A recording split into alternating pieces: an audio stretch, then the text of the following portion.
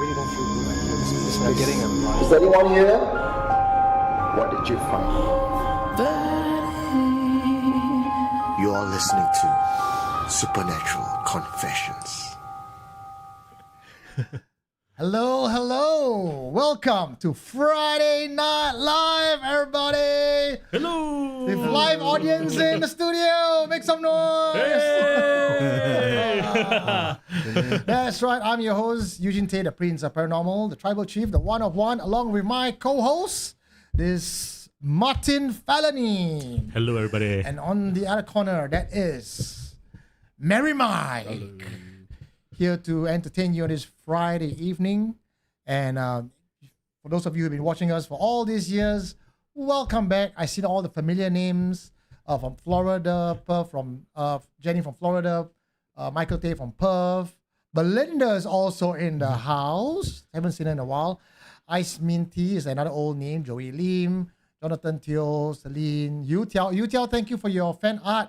Yeah. We love it. Yeah. It's something that we talked about all the time. If you got more fan art, please send it in. We love to showcase your artwork with us because this is all about the community. Yes. And it's nice to. That's why I wear on Tuesday. Okay. This is my Friday look. That's my Tuesday look. Nice. Yeah. Chris Lim is here as well. Chris Lim from Indonesia. I saw Anna May.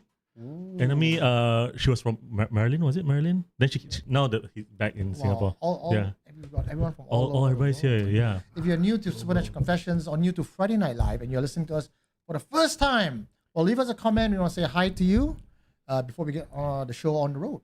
But thanks to Latvia who brought us some beer. Yeah, ready? Wait. I don't know how to drink beer, bro. Okay. And Sorry. this has to be Mike. Yeah. Messy Mike. Okay. I'm more upset. Not that there's beer on my floor, but there's half the can gone. Such a waste of beer. All right.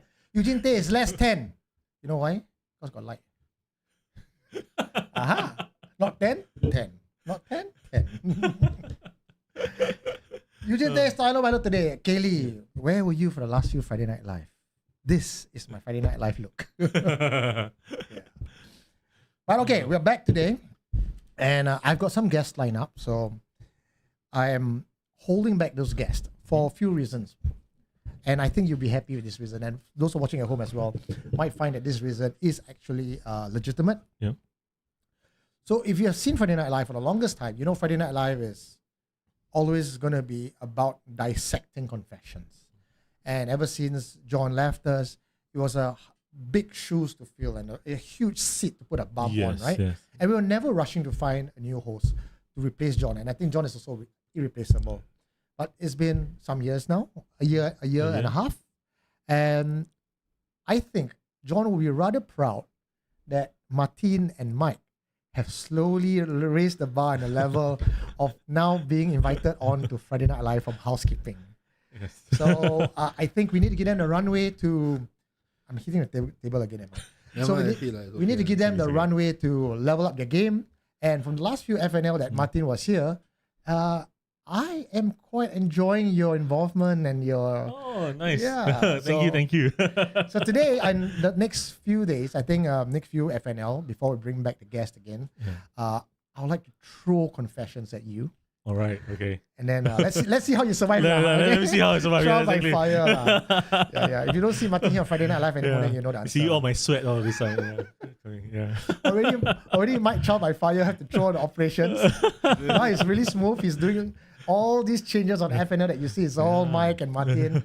Now it's time to dissect confessions. And tonight, I myself do not know the confession that's coming in. I've got some stories, but what Mike told me is that he has a featured confession for us to dissect. He's being sneaky about that. And when we are outside, he says, wow, today's FNL is going to be shock. So, well, let's see whether we live up to the hype. Audience, you are at home and in the studio, let's see whether we're in for a treat. Yeah. If tonight's show sucks, it's Mike's fault. Wow. All right, let's take the show off the road. I scared already. No pressure, No Mike. pressure, no pressure. Okay, hold on. So tonight is a Sorry, submission Tiger by is sponsor. Hide behind. one of our fans. His name is XLLC, according to my document here lah. Okay. And he has a seemingly very interesting home. So tonight's title is actually The Apartment That Kept Its Secrets. All right, all right. Mm. Intriguing. So Interesting. I also, if you notice, increased the font so that people who watch from their phones can see. Okay, let's be truthful. It's actually me, because I think I like- he meant people above the age of 35. yeah, every time I read halfway through, I'm just like I'm reading one word by one word because my eyes is just like twitching. If you're curious to know, right, the font size is 28. Wow. Wow. Okay, Fushan said volume is a bit soft. Let us know. yeah. Those of you listening at home, is it very soft? How much more should we bump it up? A lot more, just a little bit more? Good evening, all. Well done, Martin and Mike. Oh, thank you. Yeah. Okay, if y'all can, y'all just increase your volume because according to my volume here, right, it's okay.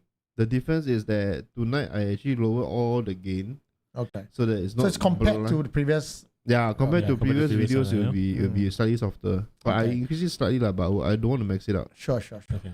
Well, Chris Lim also says it's a bit soft. soft. Alamak. It's okay, Mike. It's okay. It's okay. It's just Mike that is not. Okay, it's Huh? just Mike that's. I'm soft. Mike only okay. use soft lah. Jialat already. Mike lembik lah. Yeah. That's what she Yeah, said. thank you very much. I think he gets what I'm trying to do. Yeah, see, Okay. all the engineers all reply there. Good job. Good job. No audio picking. Yeah. Okay. I would rather we go a little bit soft than to have the audio pick. Yeah. Yeah. Okay, so here we are. Grace to the rescue. Don't say Mike soft leh. I'm okay. Mike's Mike. Big Vicky boy. Mike's Mike soft. Mike's Mike's is Mike. soft. Mike's Mike is soft and muffled. A lot of Is it? lah, a lot because got the muffler there. Yeah. The dead cat. Hold on. No lah, everyone can turn on their own PC volume. Mike is stressed. Mike, are you stressed? No, I try to clear the wet spot on the floor. He spilled beer. This is like the second time, right? The beer movie trap. The beer movie trap me. What else about Mike? So Mike has gone to gym 5 times a week, guys. Yeah. If you do see him, right, go and touch his chest. It should be really hard right now. He He looks just- fluffy, but everything inside is all muscle. Yeah, just now he mentioned to me about he's now like bouncer. No. His deadlift is what, 200 kg or something? Like that? Yeah. Is it 200 or 300? 110. 110. Round up lah, 200 lah. 110. We help you, 200. Hey, all need to take proper English lesson, okay? I am getting misled. From what? From what? To what? Only your dirty minds are this. Where is your emotion support fries, Mike?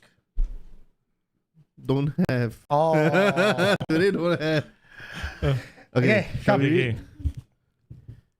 Alright. Who read first? Okay. You want me read first? Martin want to start first? Okay. Okay. I put it here so that I can see. Whatever works, right? Okay. 3 knocks.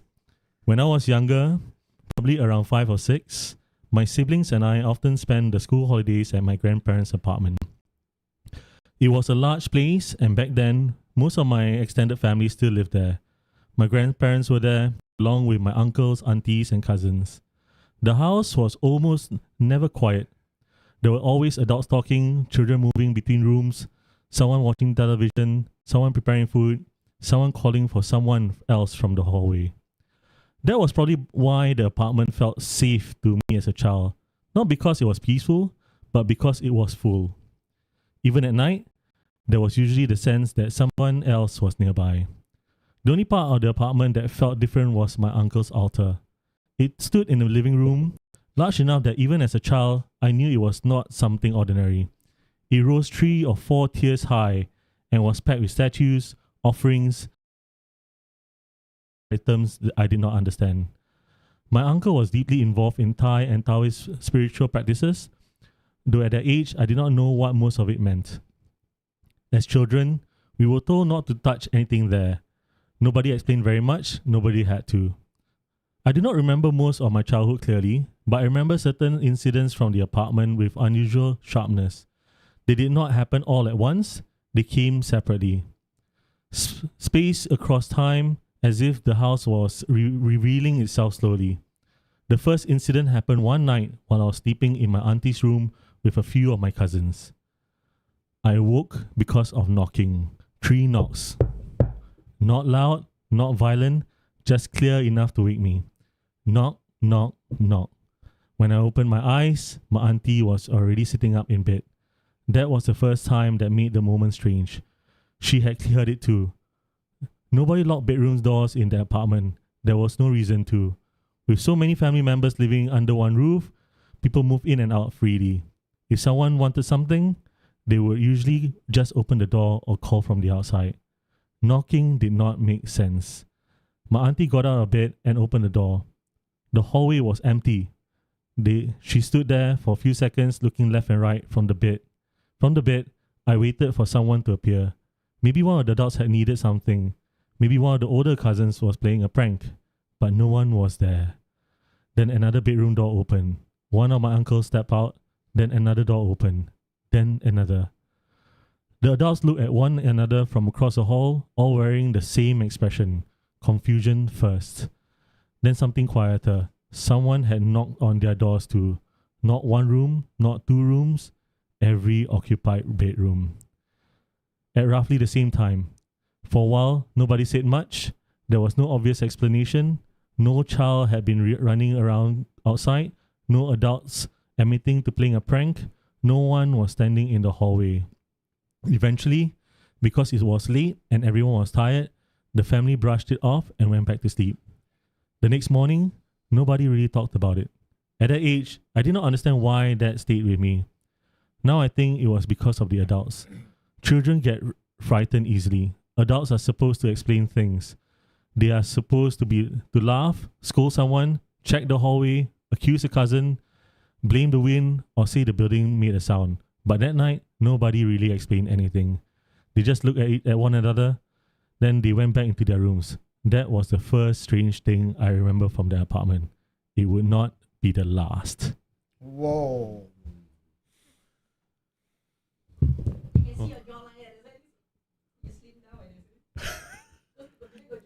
I like the lens. The lens is very Yeah, I can see it's sharper. I cannot move. This Yeah, will be the just stay position there. The whole 2 hours, this is how I'm going to look.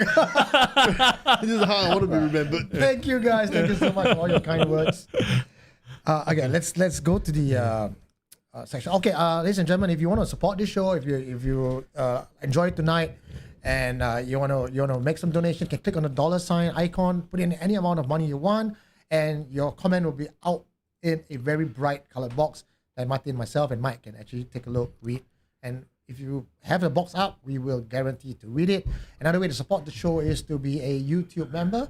It's only $3 a month. $1 goes to YouTube, $2 goes to us, and your name will light up in green. Of course, the best way to support this channel and the show is to join us as a Patreon on patreon.com/supernaturalconfessions. That's patreon.com/supernaturalconfessions. There I put up behind the scenes stuff. I'll put up my own case files. And most of these actually don't make it to the FNO show. Maybe not yet. Not in the next few years. All right. So that's one way to get in touch with us and support us. If you want $10 and above, we will have you play the sound. Who pressed the wrong one? Then we have Tiao Hua. Yeah. Okay. Back to this confession. Martin, what do you think? What's your take on this? Wow. Is this the first time? This is probably one of the more prominent ones that this confessor remembered. Okay. Because mean, if the adults are not saying anything, that means they know something, right? Yeah. So it could be I don't think if it was like the water sound, we talked previously, right, from the pipes and all that, I think they would have not woken up and they would probably just like, it's a normal sound for the house, isn't it? Yeah. Yeah. So the fact that in the middle of the night, all the uncles walk out at the same time. Yeah. But the knocking sound, it came from what? The toilet, was it? No, the knocking sound came from the door, but not just one door. Everybody's door. Everyone's door. All the doors at the same time. Okay. Now, putting on my skeptic's hat, could it be a change of temperature, door creak, and then you hear the and because it's every single door, it can be explained that because it's atmospheric, it's universal, every door creaks at the same time. Would that not be it? That could be. I mean, how long ago was this confession? I mean, how old was he? Young. Which year was that? Very young. I think we assume he was a child. Child. Okay, so maybe under 12? Yeah, so that means a very old style kind of structure. That means could be in the sense where the temperature can actually the kind where last time the door above got the whole one. the gap. Yeah. Okay. Yeah. But did you say where's this place at? This is his home. Never say where. Yeah, I didn't really say where. Okay. So a lot of missing details, but no matter. What we know from this confession is that knocking sound on all doors, adults come up, no one's willing to say anything. Yeah. Then a few questions I have here is, where's the house? How old is it? At first hand, second hand? Yes. Because then I want to know if something else has happened there in that place. Yeah. Because I mean, there was the uncle was keeping huge altars, isn't it? Yeah. 3-4 altars. Could it be something from there? But you would imagine that a house having altar, Can be, you would imagine that is protected. Yes. But what is... Thank you, Adriana Tan. Wow, Thank you, Pepe. I say.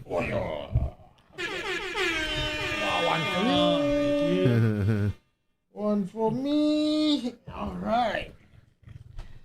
Now, things like sound knocking on doors, usually one door or one spot. But having all 3 doors knocking at the same time is almost like, if it was a spirit, this thing is trying to get your attention. That's how I would interpret this. Yeah. But I also find the adults very strange. What? They just looked at each other and then moved on. It's like, hello, how many times we got confession come up to us? I see the ghost. What do? I turn around and sleep. Yeah, but if you were, but if you were alone, that's what happens, right? But this is like an entire group where he already mentioned that there are a lot of adults in this house. Yeah. Surely, at least probability would be at least 1 or 2 will start to sit down, talk, dissect, try auntie to would figure this never be able to out. shut up about Yeah, this. right? Yeah. Yeah, or someone will start praying and then rebuking. You know, be sure they were something like that one, ma. Okay. But maybe because he was a child, the child is led to bed first before the adults go on to do their things. Yeah, it could be. Yeah, it could be like they have their own discussion after this, right? Isn't it? Because as a parent, I hear something strange at home. I'm not going to tell my son, hold on, you sit there. Then I go, liang. You're like, Ati, go and boy, go and sleep first, right? Then after that, Kayu Raja all come out. Okay, so we don't have enough details, but you have more parts for us, I assume. Oh, hold on first. Wow, this is interesting. And my sis was once locked up in a storeroom by mom because she was naughty. She said that after a while the door was unlocked and she called mommy. The reply was, I am not your mommy. Ooh. Walao, eh. I go back to the store and close the door. Okay, yes. So the next one might have a bit of a clue. Wait, let me get While you're loading on the next one, I just replied to one of the comment section asking, when is Zubin coming? I contacted Zubin. Zubin was one of our previous confessor. And it's such a interesting confessor. And so because fans have asked, when is Zubin coming back? I sort of gave him a call and like, yo, Yeah. how's things? And then First thing he said to me is, I got new stories for you. And the second thing I say is, welcome to the show. So Zubin is coming back on the show as a guest, but June is his busy period. So I think July, August, he's definitely coming on as a guest. Okay. Looking forward to it. Yeah. Okay. All right. Nice. So you're going to ask questions, I'm going to interview Zubin. Yes. I'll do that. All right, let's go, Mike. Who borrowed key? Life in the apartment gradually returned to normal. At least that's how I felt as a child. Nobody mentioned the knocking again. If the adults had discussed it among themselves, they never did so in front of us. Yeah, that's what I guess just now, right? Before long, the incident became just another memory tucked away somewhere in the back of my mind. Then one morning, something much stranger happened. Like most families, we had a spare house key. It was always kept in the same place, on a table near the main entrance. Everyone in the family knew where it was. It had been there for a long time, as long as I could remember. That morning, one of my uncles was getting ready for work. Before leaving, he reached for the spare key, but it was gone. He searched around the table for a while, but eventually gave up. It did not concern him too much because, well, he still has his own set of keys. Assuming someone had moved it, he left for work. A little later, my grandmother woke up and prepared to go to the market. As she reached for the spare key, she could not find it either. Her first thought was that my uncle had accidentally taken it with him. She called him immediately. He told her that he had already looked for it before leaving. He had not found it either. After returning from the market, my grandmother began searching properly. Not casually, properly. She checked the table, then she checked it again. She opened drawers, she searched the dining area, the shoe rack, the bedrooms, under sofa cushions, inside cabinets, and ever so often she would stop and ask one of us children whether we had been playing with the key. None of us had. As the afternoon wore on, other family members joined in. Everyone searched, and everyone looked in the obvious places. Then the unlikely ones.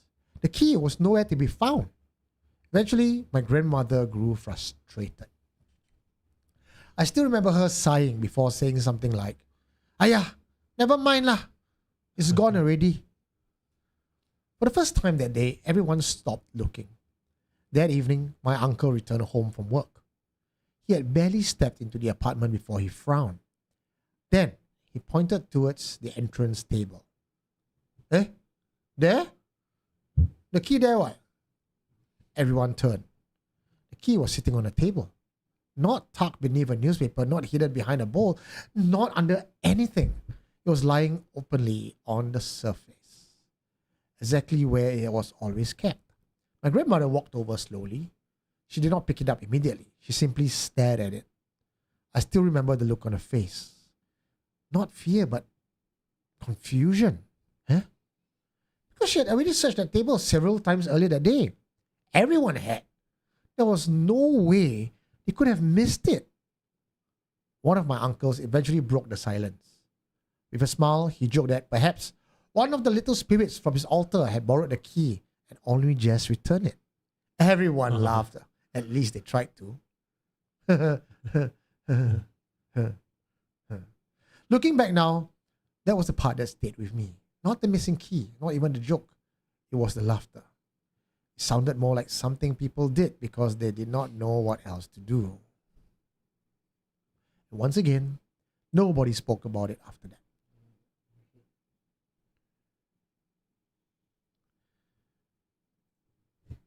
Wow. You know, this one reminds me of me when I cannot find things. Then I ask my wife, and then I cannot find. And then, oh, it's there. I tell you. All married men on this channel will understand that. Somehow the ghost just covered the man's eye. No lah. We will look for things we cannot find. We ask the wife and it's just right there. Every day, yeah. I cannot explain. I just cannot explain. I was asking my wife for something the other day. And she, over there what? But I swear I searched the table multiple times. I just couldn't find it. The ghost cover eyes. Yeah. My shower foam. Hey, it's always like toothpaste, shower foam. Then where does it go? At the same place as it always was. I was like, what the hell? Or like cooking oil. Yeah. Not present, I guess. Is it? No, Not present. No, like it's husband disease. Husband disease. Husband disease, huh? But this one, the grandmother also searched, also cannot find. Yeah, this one not the whole family. So Then just ask the wife, okay? You ask the grandmother, the matriarch of the house. Yeah. Okay, so for this thing, did you see what was on the altar? Okay, do you want to know what's on the altar or you want to dissect first? No, wait. In the part one, they mentioned something. Yeah, okay. So there's one thing I actually left out, which is on the altar, right? One of it, there is actually a KMT. Oh. What, sorry? Kumantong. Oh, okay. Ah. Alright. That explains everything now. Okay lah. Problem solved. Case closed. This is the Kumantong. Because in part 2, he did say there was a spirit Yeah, that played with things. Yeah. Okay, if it was a altar with a Kumantong, then my take on that is it's very plausible. Yeah. The Kumantong is just being cheeky. But should we always blame things like that? It could be. There's so many kids there, isn't it? Right. That's the thing. Like you can also say that a lot of children there, they also play prank. Yeah. That's why. It happens Poor thing, the also, Kumantong sitting there, minding his own business, playing marble, and the Kumantong took it. Oh, why me again? Yeah. Hey, but Justice for Hantu. hey, but it's convenient for the children. Never do homework, cannot find homework. Kumantong take. Yeah. That's why. Can you imagine like this one better than the dog eat my homework? You careful, at night you sleep. The Kumantong is too big your left ball, I tell you. Okay, but so far it hasn't reached haunting level. Yeah, right. it It's doesn't. just knocking on doors, keys go missing, minor inconvenience. I mean, the door thing, it could still be kids also playing in at night, right? They got a few of them, right? Isn't it? It's not just him alone. Yeah, but Yeah, many kids. I've been a naughty kid, and I don't think I do something as bold as 3 a.m. walk out and knock on everyone's door. You know what I mean? Like I would do other things like putting toothpaste in people's shoe, but knocking on door at 3 a.m. is just not a kids friendly thing. No, it's knocking on every door at the same time. At the You have same to be- at the same time. Yeah, At you have the to same be time. at the level of everything everywhere all at once. Chua Maybe I- Lincoln. We follow you guys for years. So happy to see SC growing in size and presence. Oh, stature. Stature. So I lost weight today, so it's not me. There you go. Yeah. Can you reach or not? Can you bend down and stretch it and get it? Or is that going to be a difficulty? You want another one? Okay. Okay. All right. Thank you, Chua Lincoln. Thank you, thank Adrian you. Ali just now. Okay. At this point, I'm going to go with Hantu. Not fully convinced yet. Not fully convinced? Not fully convinced yet. Martin is not fully convinced. Tough one. No, today, tough crowd. So you still go that this is children. Yeah, it could still be children. Yeah. Mike? Yeah, I'm still on the fence lah. I find like there are a lot of things that children can do if they really want to. Yeah. It's a matter of whether the confessor at the time was alert, vigilant enough to realize. Like for example, the door, everyone not in the children all scramble and hide. It's possible, Okay. right? Or in the spirit of Toy Story 5, maybe the toys are alive and then they did it. So if the boys were alive, then Hantu lah. Okay. Woody and Buzz and everyone, And because Okay. when they open the door, the toys were so small on the floor, they cannot see at night in they the can dark. run. It's at night and dark. The soldiers are the green color soldiers. Let's go, boys! Okay. I'm at this stage now at part 2, without going rest of it yet. I'm leaning towards confirm Hantu at this stage now because what gave me the confidence is the way it was written that grandma searched properly. Everyone searched that table multiple times. Cannot find. Only for the key to be back there again. But what if, like, let's say one of the kids, right? He took the key and then you see everybody like searching, right? Then he feels like embarrassed that actually he's the one who took the key, right? Possible. Then later on, he just like, oh, there it's down there. Yeah, possible. But then I've actually done that. you have done that? Yeah. I've done something. No, I've done a version of that. Like what? Last time it's not like confessing my little money. It's just like confessing all my small little sins. You say supernatural confessions. Right? Okay lah. Go ahead. It's right above your head. Okay, so last time, Oh, the hairband is when I on was already. younger, right? It's on. I had this thing where I would pick my dad's locker drawer, then got money inside then I take lah. Oh, yo, shame, So I shame. did the cardinal sin. Yeah, so I would do that a lot of times. A lot. Like I would like 50 one time. You know 50 gold Wow. it's a lot of money, That- right? that- Yeah, that's why. Yeah, And your 50 age? bucks that fun world is what I do lah. But there was one where I took quite a big amount to buy a PlayStation. That one. No lah, he did lah. Wait, I'm getting there. So obviously he count lah. I mean, losing 600 at one shot is pretty obvious, right? Yeah. So I knew I messed up already lah. Like, fuck, I don't think I'm going to survive this. You see. So what I did was, when they all went out, I faster unpicked the thing, lock and put back. Well, you bought the PlayStation and what are you No, going to I put didn't. back? I took it to buy, Oh, but to at the buy. same day he was also checking. You see, so I Oh. faster unpick, put back. Yeah, Then Then what? Who do you blame? Or did your father like? Hey, how come money came back? he was going to check the maid's room already lah. Oh my so I was a bit God. like, I think I better. What's your father's name? Huh? If I see a Mr. Cool sending a confession, Yeah. when I was young, money You don't went believe missing from my wallet. One time, the $600 gone.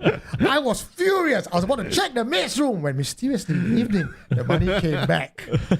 Mr. Cool, I have your answer right here. He knew lah. Imagine he knew. Okay. Last time my grandfather right, used to keep I think he felt that some of his money went missing.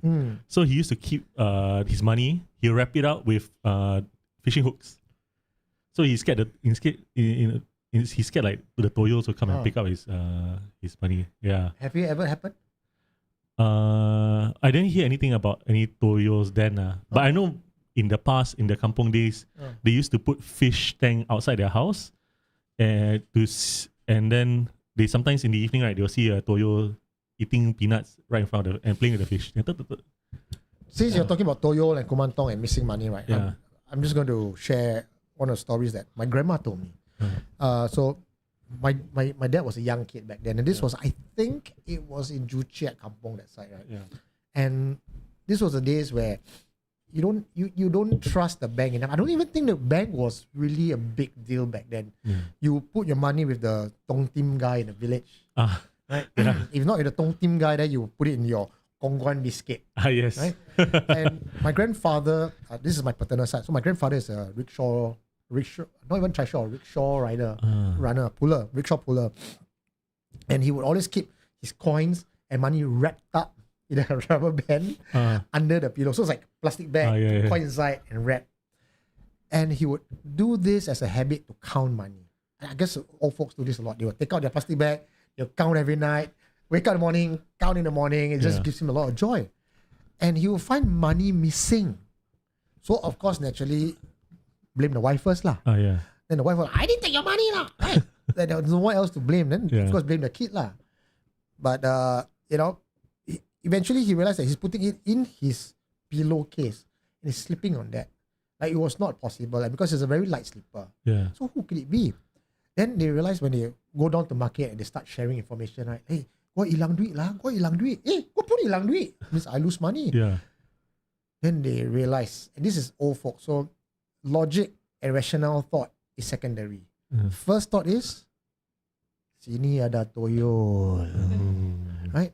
So they went around looking for toyol and they were putting traps for the toyol. And you said it was fish tank and something, right? If I'm not wrong, what she used was, she drew something in front of the house and then she dropped, I really can't remember. There was a way to trap toyol. By making the toyol keep counting and counting and counting, lose count and keep counting again. So the toyol will never come inside the house because in front of the house is your like a yantra. Yeah. And I think either my grandma, possibly not my grandma, like the neighbor, actually caught the toyo that morning. Oh. Like morning meaning like 5 a.m. when they come out for their prayer or to the market. Yeah. They saw this little green fella in front of the house counting seeds. Oh, they also said that it's green toyo lah. It's a green Toyo. Yeah. So Yeah. maybe I might have put the word green inside lah. Yeah. But a toyo, right? Yeah. In my mind, toyo is green. Okay, so that could be me putting the word green inside. Yeah. But it was a toyo counting seeds. So they catch a toyo, right? How they caught it, it was not mentioned, but I guess with a gunny sack or something because it was a physical form, like Yeah. a child. And then they must have beat the shit out of the toyo, Ayo. brought it to the ustas in the kampong. Like there's always going to be one like a medicine man. Yeah. So brought the thing there, said, okay, you confess who is your master. Turns out if the toyo confessed, Yeah. they stormed the guy's house and found he has kongguan tin after kongguan tin of earrings lah, Oh. coins lah, and everything. So that was the story that my grandma told me. And I remembered it as a young child. Yeah. She told me a lot of stories. So I grew up in a family of both sides, paternal and maternal side. This is my bedtime story that I grew up with. Yeah. So sometimes when I hear confessions like this, it just triggers memory. But the recent case of toyo, Yeah. because this is kampong days, right? We're talking about this is my grandfather's time. This is maybe 40s, maybe after the war time, Oh, yeah. 50s. The most recent case, I think I might have mentioned this before. I didn't show you the video only because I had the video. It was someone's house in Malaysia. Mhm. And he has been losing money and things has been coming in. So he started putting CCTV. Yeah. And the CCTV is inside the room pointing. So imagine, right, from the CCTV's vantage point, you can see the desk, you can see the left wall, you can see the right wall, you can see the wall here. Yeah. Right? And then the door is there. If anyone had come in, you can see. If anyone had climbed through the window, you can see. So it's a good place to put a CCTV. Yeah. CCTV suddenly just move outwards, like as if someone is pushing it upwards. It's not motion detector, is it? It's motion. I mean, as in like it follows motion. It doesn't do that, right? It does lah. Oh, it does. I mean, it doesn't follow motion as in not motion detect, Yeah. but it records when there's a Okay. motion. All right. So camera turn on, which means there is a motion, Yeah. right? But in the video we see nothing. There's nothing at all. Mm. No one in the room, nothing at all. Yeah. And then the camera just moved outwards, like tick, tick, tick, tick, tick, tick, tick. And then you see in the CCTV a shadow came in. Oh. And then there's drawer sound opening. Motion going on. Yeah. Drawer sound goes back. CCTV goes back down. He of course went to check lah. Yeah. Right? He was not at home. He saw the notification, right? Yeah. He went to check. Money in his safe was missing. Safe. In the safe. Wow. Wow. Yeah. Wow. So how to explain? Can I explain? Toyo. Wait, you But make you saw, it you saw like a shadow walking Shadow, yeah. past. Oh Yeah. my god. Wow. Yeah, in his house there were other stuff lah. So he showed me. Was it his? I think his nephew showed me the video. Yeah. Wow. The house got a lot of activity. So does he know where this toyo come from? Haven't caught it yet. Don't know who's the master. But he's been losing money. Wow. So he put money inside safe, also not safe. Safe also not safe, yeah. Wow, that's great. But the activity is only because of the toyo lah, or the In house the house there itself. were other things. Oh, There were like shit. shadow moving, doors, windows opening, closing itself. I mean, a whole series of other things like you can't even pinpoint that the rest of the haunting was toyo related. So my hypothesis is that someone or multiple people are casting spells on his house. This is a wealthy man, and I guess in some parts of Malaysia, if you are wealthy, your neighbors are a bit jealous, your business partners are a bit jealous. Cast spell on you. It's quite common actually. Yeah. But wow, the toyo is very smart. The CCTV, Yeah, like how does he know that you don't want to be take the captured? broomstick.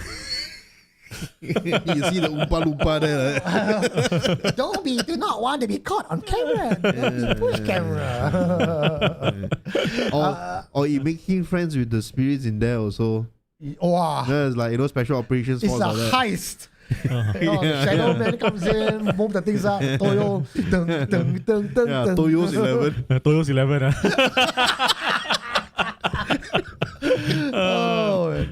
Kitolo says you can even train crows to steal people's money. I thought I saw a Hong Kong clip of a crow flying back with money in the beak. Oh, yeah. Yeah, this was pre-AI days. Is it true Toyo can't penetrate structures which is airtight like the banks? SG Nocturnals, I don't have the answer for you, but in this confession that I just described, he had a safe and the Toyo could come in.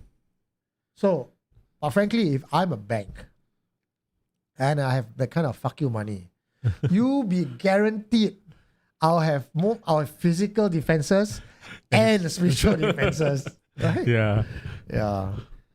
Might as well steal gold bars from the banks. From afar, Eugene looks like Puerto Rican. Yo, Mr. 305, Eugene Taylor in the house. Check 1 2, check 1 2. I think Game Bread I Man shouldn't say that.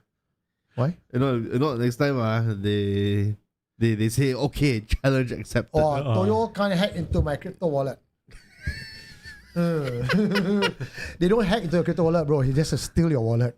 They just take your phone. They may not be able to go into the wallet, but you don't have the money either.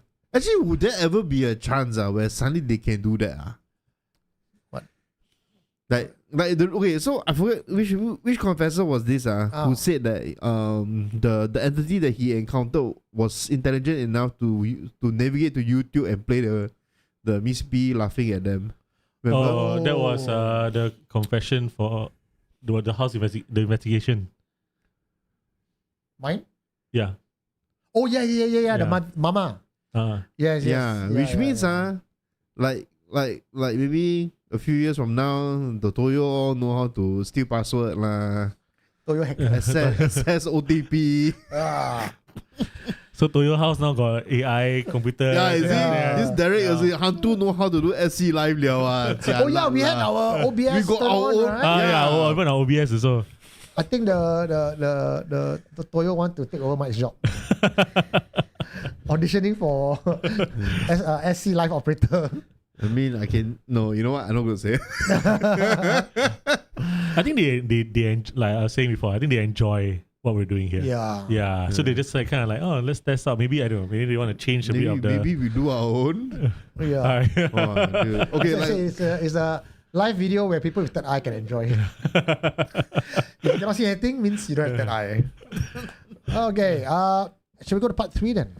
yes, there is another one. This one I read? Yeah, go ahead. All right. The red-faced general. By then, I had almost stopped thinking about the knocking. The missing key had become another family story that was never really discussed again. Life simply carried on, and for a while, the apartment felt like it always had. It was noisy, crowded, and full of people coming and going. Whatever had happened before seemed to fade into the background. My grandfather had his own altar. Unlike my uncle's, it was much smaller and simpler. It was the kind of Taoist altar many families would recognize. There were incense holders, offerings, and a handful of deity statues arranged neatly on a shelf. One statue always stood out to me. It had a bright red face and carried a long weapon. Quan Kong. You think so? Maybe. I don't know why he never mentioned. He mentioned it as is. I never knew who it represented. Yeah, he doesn't know, you see. As a child, I simply thought it looked fiercer than the others. One evening, the family returned home after dinner. I do not remember who noticed it first. I only remember hearing someone call my grandmother. The tone of the voice was different. Not loud, not panicked. Just urgent enough that everyone looked over. The statue's head had turned. Not slightly, not enough to wonder whether someone had bumped into it. It had rotated almost completely backwards. Whoa. Almost 180 degrees.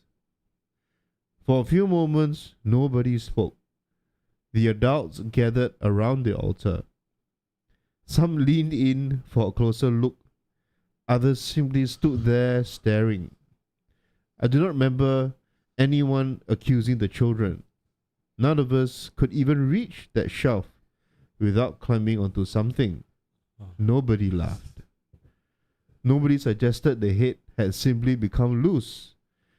Nobody tried to work out how it might have happened. Instead, my grandmother quietly reached for a bundle of incense. She lit it without saying much and stood before the altar in silence. The room remained unusually still. As children, we watched from a distance. We did not really understand what had happened. We only understood that something about it had changed the atmosphere in the apartment. After a while, my grandmother carefully turned the statue's head back into its original position. No ceremony, no cinematic reaction. Just a quiet, deliberate movement. Then life continued. Dinner conversations resumed. The television was switched on. People drifted back into their usual routines. And just like that, the incidents before it, nobody spoke about again. Looking back now, I think that silence was what unsettled me most. If the knocking had been a prank, someone would eventually have admitted it. If someone had misplaced the key, it would have become a family joke. But this, nobody even tried to explain. It was simply acknowledged, and then quietly folded away, as though speaking about it any longer served no purpose. I don't know what kind of statue this is. I mean, I know it's a Quan Kong statue.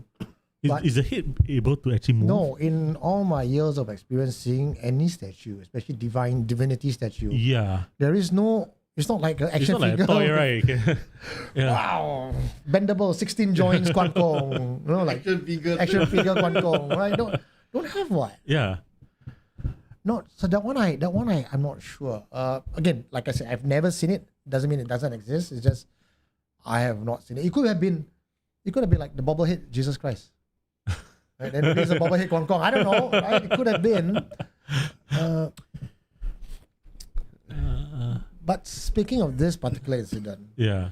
there was a lady who I met in Bali, and the whole house had collection of artifacts, haunted artifacts. So they were like the equivalent of me in Singapore, except their collection is way better, yeah. right? And he showed me one of these Indonesian deity. And the Indonesian deity, again, is made of wood, it's carved, it's not rotating head, no movable limbs, it's just wood. But what's strange about this wood? She showed me, it's like, take a look, say anything strange. I look at it, I said, I can't tell, because it just looks like a wooden statue. Yeah. He said, you look at the neck. So if it's a wood, it is a wood carving, but the wood has warped this way. So like you can see the grains are all going down, Yeah. but around the neck, the grains has actually moved, which means the head had turned a full 90 degree. Wow. Okay. Wow. But it's not like they cut the. No. When they cut it, it was just so happened around the neck. The wood grain is curved. I mean, it was what was told to me, Yeah, right? So yeah. it says the family woke up one morning, Yeah. saw the statue head had turned, straight away took it and passed it to this. What do they call these people in Indonesia? Pawan, is it? One. Pawang. Like a Pawang. like a medicine man. Medicine man. Yeah. So he kept it there. He said he feels that this thing is always looking. Yeah.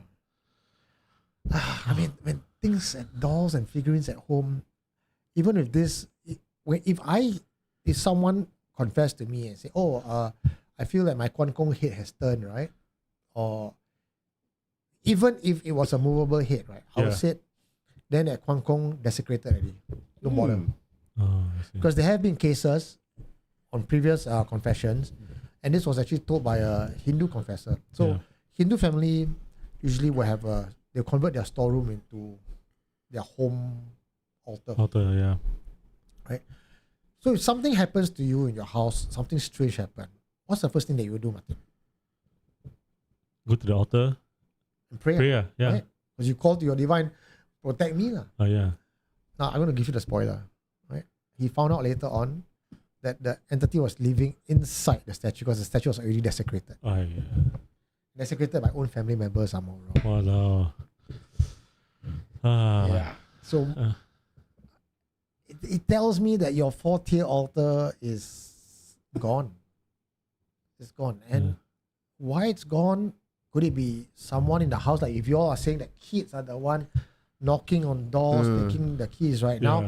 Now I'm just giving a plausibility here. Could one of the kids at home be dabbling in something else?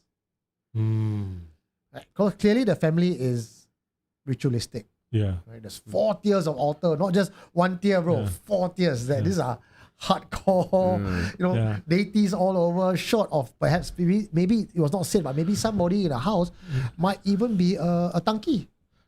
How many houses you see got 4 tier altar? Yeah. So did he mention again that the uncle had a son who's his cousin or something? No. Maybe. I mean, you're right. You know, I feel that the same way is like maybe the kids are actually playing something. Someone in the house. Someone in the house, right? Yeah. So maybe the kid, maybe it's the uncle. Someone in the house is not being honest here. Yeah. But I feel like the grandma low key, like she seems to have a handle on all these things. If you notice, Grandma knows this shit. Yeah, this grandma is like she just calmly. No, I'm pretty sure if it's my grandma, probably screaming and crying already.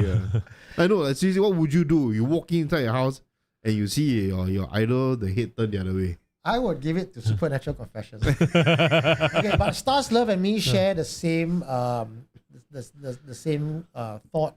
Stars Love says, how can grandma twist the head back in place? Won't the head fall off? Statues are usually wood, if not porcelain. Not like those display toys where the head and limbs get twisted. Yes, Stars Love, I'm with you on that. I've never seen one before. I'm just giving this story the benefit of the doubt that there could be a action figure like bobblehead Jesus. What the heck? This one? You have I remember when I was younger in my old house, Kwan Kong deity statue beard grew from chest level. Wow. Possible. Really? Possible. You know the Japanese doll? The one that hair can continue growing? Yes. And there have been multiple cases reported around the world where statues held can continue growing. Yeah. Even Indonesia, there's a very famous figurine where it's like a half fish and a head of a human. Of course, there are so many fakes out there, but apparently the real one, the fingernail can still grow. Oh yeah, I think I saw that photo. Yeah. But like I said, many were fakes. Yeah. There are some original that things like that happen. Yeah. And because if we believe that all these statues and divine things are actually sentient in nature, then such things where the hair is growing, the statue turn. Statue turn is common. I've seen confessions where statue move on his own. The whole thing. The whole thing. Yeah. So maybe I'm just giving it benefit of doubt that the statue actually turned 180, not just the head. Yeah. They will make more sense. Okay, if it's let's say it's the head or any part, is it actually the spirit from inside the statue, or is it something from outside doing it to that particular? If the statue is really consecrated, which means you have done the prayer, you have inserted, because most of these statues you buy is actually hollow inside. Brass statues, unless it's wood, right? So you actually consecrate properly, you put the item aside, the yantra, everything, then you seal it up, right? So the statue then becomes alive, sentient. So you may also see some of these statues, especially in temples, when they move the statue or before they call it kai guang, open the eyes, right? They have to bind the statue's head first. Then they take a red paint, they'll chant, they dot the statue, then they'll remove the thing. When I move a Kwan Kong statue from one of our members' house to my place before moving to the occult museum, I had to wrap the eyes as well. And that was a Tibetan monk. So he used a white cloth, he covers. Because it's just part of the practice. Oh, okay. What's the reason fully? To cover the eyes? To cover the eyes, yeah. So they don't know where it's going? Or haha, I'm kidnapping you. You back Kongkong. I don't know. I don't know if it's a kidnap case or not. Yeah. But that's the practice, and we just kind of follow lah. But the whole point to answer your question is it an external movement? If you are consecrated and you are holy, anything outside cannot touch you. Yeah. You got to be divine and above. So unless you tell me that Jade Emperor come down and turn Guanggong, which I don't think he bothers to do that lah. Yeah. So if it's a younger, more mischievous ghost, can turn Guanggong, then I Guanggong sas already. That means the Kongkong not there already. Yeah. But if Guanggong turns around, then I also feel sus because why is Guanggong turning his back on the family? So either way, that's not going to be a good sign. But if they turn what is the reason for them to actually turn their head the other way around? That was the significance or the meaning. You're not supposed to do certain things in front of the altar. Right? Like say desecrating it. Like I mean, why you don't put Guanggong in your bedroom? Because that's where you sleep, that's where you make love, that's where you're naked, right? So I can imagine if Guanggong turns away, it's because maybe you're doing the deed there. I have a And then theory. Guanggong's like shit. I don't see. Dude, yeah? no, I have a Okay, theory. what's your theory? Okay, what's the theory? This is gonna, dude, I guarantee you this is the problem Okay. solved already. Sure, problem solved. Confirm one of the kids went in front of the altar and then, dude, I guarantee you, dude. Oh. Because I've done that before. I'm beginning to see a pattern in Mike's confession. That's why. He knows how to answer because I have done it before. Okay, Mike, confess. No, I'm pretty sure. No, I mean, I'm very sure I'm not the only one who has the thought I mean and the execution for it. Sure, Mike. the ignorance. Were you the hantu in this story? Huh? This is about you. No lah. You were the child, is it? No lah. This one. That's the twist at the end, right? Is it? No lah. It's okay. I didn't do that to an altar lah. It just so last time my grandpa's workplace there was this like. Okay, so my grandpa he works taking care of a house, a very very very big house, and the house has a menagerie lah with animals. What the fuck? No lah, it's the rats lah upstairs. Very common. Relax. thought it's It's behind the It's behind the glass, It's bro. behind the glass. The glass vibrated. not from top eh? No. Okay, how are we gonna? Yeah, go on. Yeah. So- we do like what the adults in the story do. We just ignore it. Okay, so in the house has this particular statue that is a very big face. It's like the size of this wall. Okay. Now that I realized, I think the fellow was probably damn rich. That's why he got like animals in the backyard. So I would do that, because it's outside the toilet, ma. So when I, like, for example, I have to go inside there and shower, unfortunately. So when I come out as a kid, I was like 7, 8 years old. So you stare at me, I'll stare at you.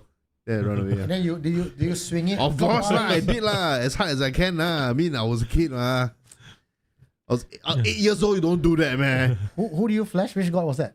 No, it's not a god. It's just a statue with a face. Okay. It's literally like this. The entire face was like this. The size of this wall. Oh. Yeah. You mean maybe your kukuchao will kena swollen after that. Huh? Your kukuchao swollen after that. I don't know, but okay lah. I got kid lah, so it works lah. So can lah. Okay.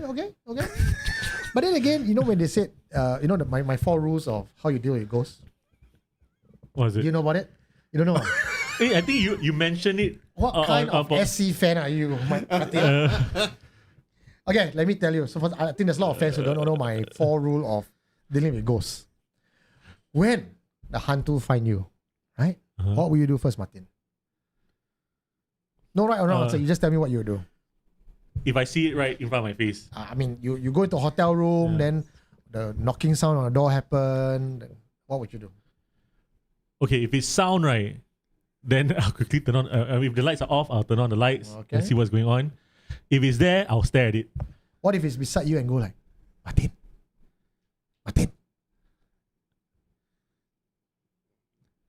I would. When I'm on the bed. Yeah. Okay. Martin. I will turn around and see and look. Okay. Yeah. Wrong with it. Die already. Oh. What you should do is what Indigo Porcelain and Great Chai said. And Victoria Chai also said. You ignore. You do what Mike did. You go pretend. Never see. Go and sleep. Right? Now, if the ghost still disturb you, after calling Martin, you ignore. Yeah. Start pulling your bed sheet. Start pulling your leg. Yeah. What would you do? Scold the bugger. Scold bugger. Yeah. Die. Fail already, Martin. You escalate too quickly. Second step. Don't scold the poor hantu toyol lah. Tell the toyol or the hantu, sorry I just here for 3 days. I'm here to work. You please don't disturb me, okay? I need to rest. So you ignore, then you speak nicely. You request. Now, 3. After you tell nicely, the thing not only pull your bed sheet, pull you off the bed or sit on the bed and jump on the bed. What will you do? Oh, this is the time to get out and run, is it? Mike, you get out, you run, you lose already. The hantu win. Cannot. So step 3, you die lah, Martin. Die lah. Step 3, you can the ghost. With vulgarity and everything in your power, you manifest anger. You babe. I tell you, kalukong, lanchao, Then you go back to sleep. If the ghost still can't disturb you after that, appear right in front of your face, sleep paralysis, what would you do? Well, I feel like I know this one. Pull my pants down. Of all the stages, you remember the last one. Correct. You pull your pants down and you swing. In a few customs, I think Filipino customs, Thai customs, and I think probably Singapore just adopted all this custom along the way. Apparently, spirits are affected or angered or when you swing your dong at them. So I tell you, I feel like, in a house full of people and kids, right?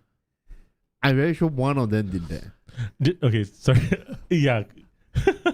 So maybe the house was haunted. Then he came out there and swing his 8-year-old dick, right? He cleansed the house after the day. In this case, the one go turn away. Go. Wow, so small. Ayo. Just now you're talking about the don't scold it, right? I think the second step, right? Tell nicely. So my mom told me a story just today only. So my mom works at a hotel. So after she finished shift, she had to go to the lockers and change, right? Yeah. So she's standing here. Her friend is standing here, right? And then she heard a growling sound coming from this side, from nowhere. It went right, but there's nothing there. Then after she go to her friend, she say, "Hey, got people, got something down here." It's like grrr sound. and then she was just like then the friend quickly her friend just said nothing. Then so my mom go and look at it again. Then the friend disappeared. The friend ran away. Right. Then my mom, I by myself now. Got to go and change. Yeah. Then the next time around, she goes to the to the locker room to go and change. Right. She said, I'm here to go and I'm just here to work. You don't disturb me. Yeah. Then she told me something because the way the lockers are, right, is light sensor also. And then at the end of the hallway, right, is where the showers are. So she every time want to turn on the light, right, she'll wave and turn on the light. Then she go to where the showers are, right. Then she'll flick her leg and turn on to make sure the lights are all turned on. Yeah. Then, but she was also very funny because the security guard did tell her that inside where the showers are, there's a lady. Yeah. So what she did, right, that night, because the security guard told her, then she was just like, "Hey, why you scare me this kind of thing, Then that night when she's about to leave, right, the security guard was sleeping. So she go in front of the security guard and then she like that. She's like, "Hey, why you tell me about that ghost,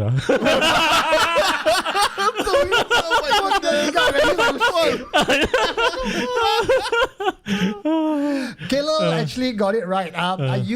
This is actually my new 4 steps. I previously had the previous 4 steps. long ago, my step 4 Yeah. was after you kind of spirit, right? Yeah. The 4 ones you apologize. Sorry. Oh. Because that happened to me. If you read my book, right? Yeah. I actually scolded the ghost. Yeah. And then, okay, so just to give you a bit of background info, step 1 was ignore. Step 2 is speak nicely. Step 3 is you curse and swear. Step 4, which I did in the book, was I apologize. Because after all the vulgarities and everything, right, I was thumping my chest and I was fuming. And actually what I did was I wanted to challenge the spirit. Yeah. Then the footsteps appeared on the floor in front of me. Oh. Then my boss just sorry. And I think many years ago we spoke about these 4 steps online, and fans actually commented, Yeah. next time no need to apologize, put on your pep and swing. So that was how that stage 4 replaced the apology. Alsatian popped in at $2 and says, just do step 4, can or not lah? Can lah. I think it's actually just take off his pants on it. Alsatian will do a mic. Hey, but be careful, no. You immediately go to step 4. He's a real person now. Oops. My bad. Sorry, SC tell me. That's why I think my next merchandise, guys, Yeah. I got a merchandise idea. You know what I'm going to do? I'm going to have a SC Velcro pants. In times of crisis. YMCA.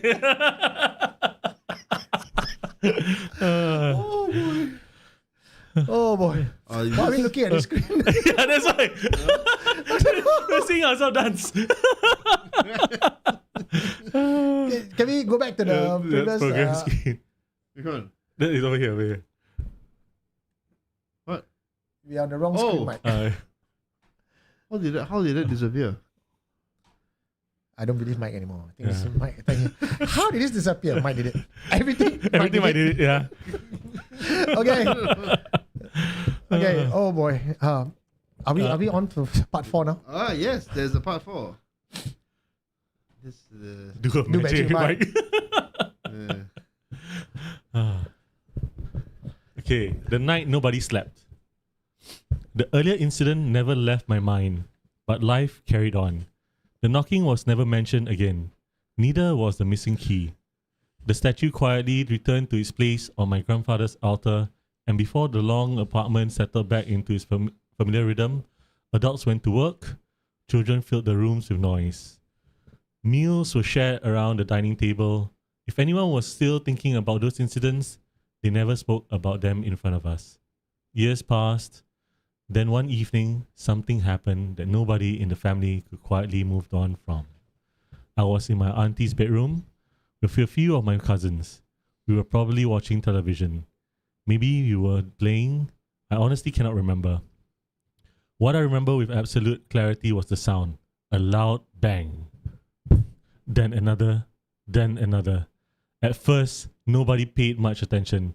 The apartment was almost noisy. Someone could have dropped something. The cupboard door might have slammed shut. But the banging did not stop. It became louder, heavier, rhythmic, as though something solid was striking the floor over and over again. Curiosity got the better of me. I stepped out of the bedroom and walked towards the living room. My uncle was lying on his back directly in front of his altar. He was repeatedly slamming the back of his head against the floor. Whoa. Wow. Again and again and again. For a few moments, I simply stood there. I did not understand what I was looking at. I do not remember him shouting. I don't remember anyone speaking. I only remember the sound of his head striking the floor. Then I ran. I found my auntie and told her to come quickly. The moment she entered the living room, her expressions changed. I have forgotten many faces from my childhood. I have never forgotten hers. It was the first time I had ever seen genuine fear on an adult. Without hesitation, she gathered every child in the apartment and ushered us into the bedroom furthest from the living room. She closed the door and she looked at us and said something I had never heard her say before. No matter what happens, don't come out. No. The room fell silent. At first we listened, then the shouting began.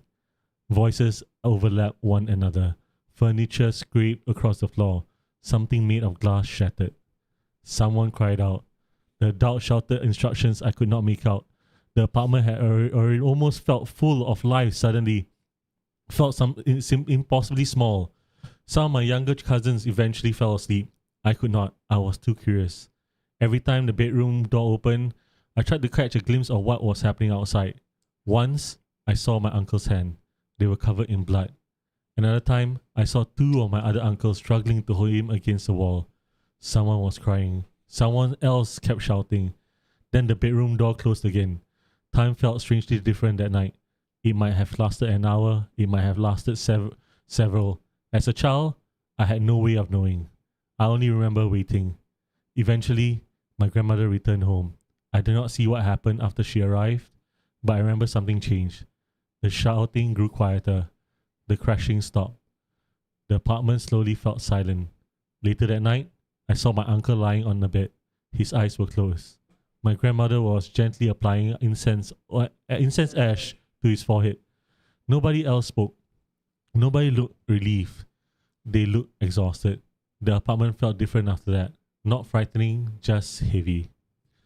Like everyone had lived through something they did not want to discuss. Years later, when I was old enough to ask, I brought up that night with my auntie. I wanted to know what had actually happened. She was quiet for a while before answering. The family believed my uncle had been possessed, specifically by a chicken spirit. What? I laughed. She didn't. According to her, a medium had been called to the apartment that night. Whatever happened after that eventually brought everything under control. She never offered any more details. I never pressed her for them. Even now, I still do not know what happened in the apartment. I consider myself a skeptic person. I do not automatically believe every ghost story I hear. Perhaps each of those incidents had its own explanation. Perhaps none of them were connected. Or perhaps I was simply too young to recognize the pattern which I was living through. What I know is that every strange memory from the apartment still fits together too neatly in my mind. 3 knocks on every occupied bedroom. A missing key that returned where everyone had already looked. A statue whose head had faced the wrong way. And finally, a night when every adult in the apartment stopped pretending they had an explanation. I think this was an old podcast, isn't it? It's an old podcast, is it? No, 3 years ago? No, it's new. this one was by XLC. I kind of feel that I've heard this before. Or maybe I read it and I sent to you. I think so. I think so. More Like than- deja vu or that. Chicken spirit. Okay, Chicken I don't know. I'm spirit. going to ask the audience. What's your take on this? Dennis, your face look like, what the fuck? Any comments on this? No? Desecrated already, right? Because otherwise, like animal spirit wouldn't be able to Mm. possess someone in the house, right? Compromise maybe.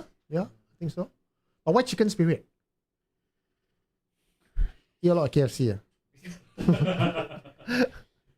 That's what Maybe real. something to do with a career or some sort. Okay. That? Yeah. I mean, like, if you talk about being possessed by animal spirit, wild boar, monkey. The chicken spirit makes sense. He banged his head, right? The chicken pecking the floor. But Yeah. chicken peck in front, he will smash his feet on the You floor. got see, you got watch. Man got hit behind, the chicken is popping. You never watch Moana, the chicken weird one. Yes, chicken. Yeah, Moana chicken, he also slam hit on the wall. I got more questions than I have answers for this Yeah. particular confession. Okay, first of all, that particular uncle. Okay, wait. Can we all agree that everyone in the family knows what the hell is going on? Yes. I feel like everyone depend on the grandma. to Yes, I resolve think all everybody the- depends on grandma. all the issue. So grandma knows how to use the ash, right? And then auntie looks like they all got protocol ready for such incident already. Yeah. Then you mentioned there was kumantong, but in the story was it mentioned? Yeah, I mentioned. Okay. Now I want to know why that particular uncle. Maybe that's the one that was messing around the most. Could he?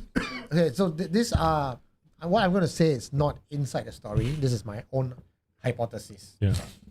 If I were to okay, so I'm getting this confession as it is, right? So unless XLL comes back and give me more information, here's my hypothesis I'm going to paint. So you guys see whether you agree or disagree.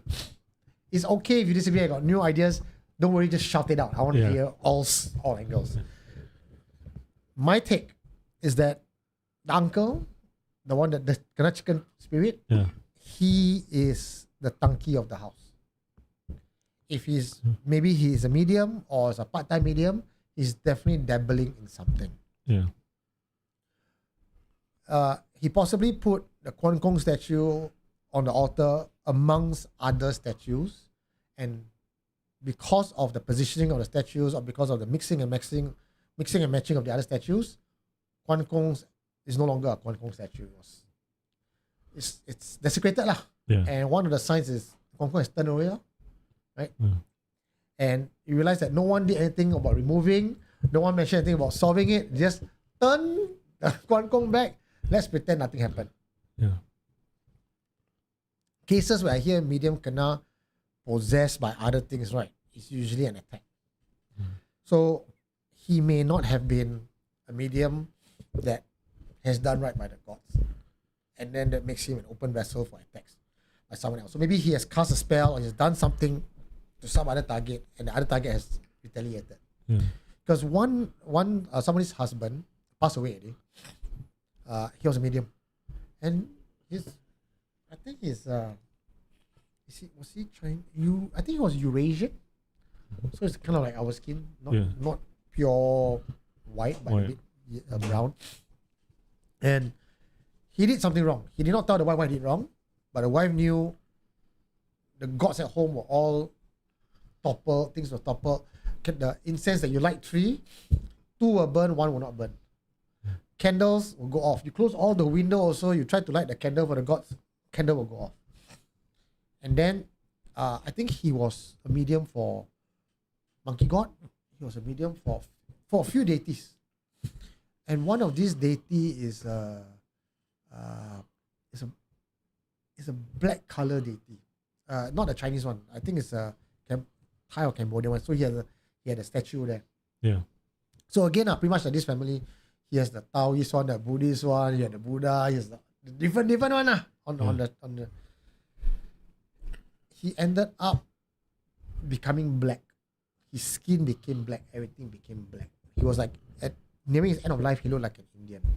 So of course, when they went for checkup, everything thought maybe kidney problem, right? That's why his skin color changed. Yeah. Could not explain. And then finally, when they found him in front of the altar dead one day, he was in the position of the black idol. Oh wow! I don't know what idol it was because she didn't tell me. She doesn't even know. Was it there was this black idol? It was sitting in a position like holding the face or covering something. Yeah. And when he died in front of the altar, he was in that There's a position. position. So there's so many questions because like, did he offend the god or something? Yeah. Why did he do this? And from the wife point of view, says at some point I think he feel that he was above the law. He was powerful. He couldn't be touched, and then something just went south. Yeah. This could be the similar story with the uncle. I also like to know how the hell did they know it's possessed by a chicken? Who said? Because the tanki say they had a medium come in. So from the story point of view, the writer he was in the room with the other kids. Yeah. And all they could see was whatever they could see through the slit the door that opened, or when the door opened, or when they were listening through the door lah. So years later, when he asked, because he was older, then the auntie said they actually called a medium that night to come and deal with the uncle who was possessed. It was a medium who identified a chicken spirit. Okay, no, go ahead.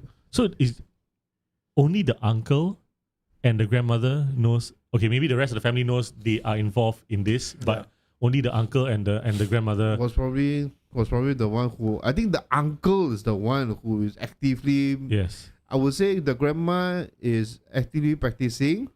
The uncle is actively experimenting. That seems like it. That means he was messing around lah. Whether or not the grandma ever reprimand him for doing dumb shit, we don't know lah. Was it something that the grandma passed down to his son? It could be also. Right. That's the reason why.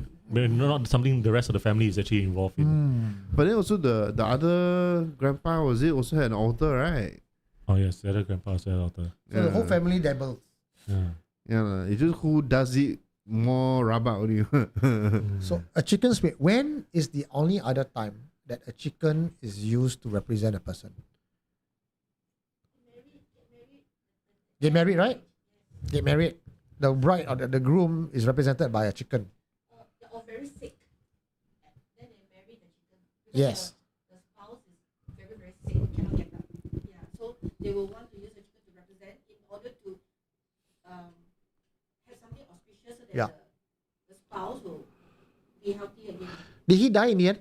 The story? No. Maybe he messed around with someone's daughter, and he done something injustice. That's why even Guang Gong looks away. Because Guang Gong is all about justice. Yeah. Black and white, right and wrong. There's no, you cannot do evil and then try to use Guang Gong statue. Yeah. Right? Maybe he got some girl pregnant or some girl fell in love with him. Maybe he used magic to make her fall in love with him. Then Yeah. he doesn't want her anymore. Taken advantage of her already. Yeah. The girl may have gone home, taken her own life. And the family must be like, okay lah, now my daughter not married, die, right? You must take responsibility. So use the daughter's connection and bond, because they had sex, to go back to... 100块嘞！ He is it wrong? Is it put extra zero or not? Ayah, salah. Whoa, okay. Wow. Thank you. Hamster Burrows. Thank you. Wow. This one must do the Big bright. must do 10. Ah, Wow. double. Once more.